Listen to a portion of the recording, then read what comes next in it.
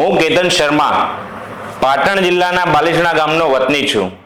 છેલ્લા 13 વર્ષથી પરિવાર સાથે ગાંધીનગરમાં રહું છું અને એક સામાન્ય નાગરિક છું.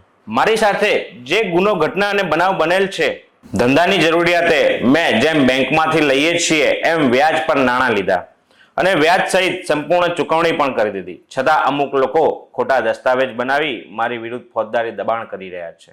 મારી ગાડી ખોટી રીતે અટકાવી, કોરા ચેકમાં ખોટી રકમ લખીને મને ખોટા કેસમાં ફસાવવાની ધમકી આપે છે, ઘરેથી ઉપાડી લેવાની ધમકી આપે છે અને કહે છે કે પોલીસ અમારા ખીચામાં ફરે છે.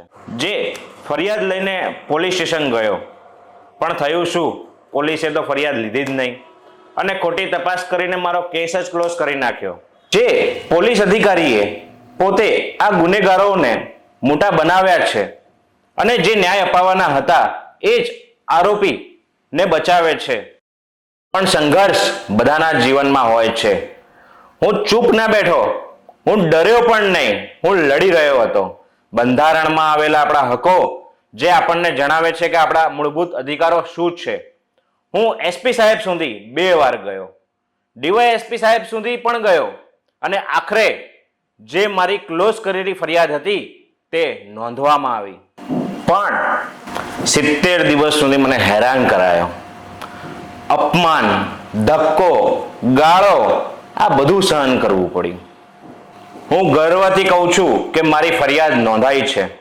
હકીકતના આધારે તપાસ શરૂ થઈ ગઈ છે અને હવે જેમણે પીડિતને વધુ પીડિત બનાવ્યો છે એ અધિકારીઓ સામે કાયદેસરના પગલાં લેવા જોઈએ. હું માંગુ છું કે જેમણે ફરિયાદ અટકાવી, જેમણે ગુનેગારોને બચાવ્યા, તેમની સામે તાત્કાલિક તપાસ થાય. અને આ લડત મારી નથી, આ લડત દરેક નાગરિકની છે જે ન્યાયની શોધ કરે છે.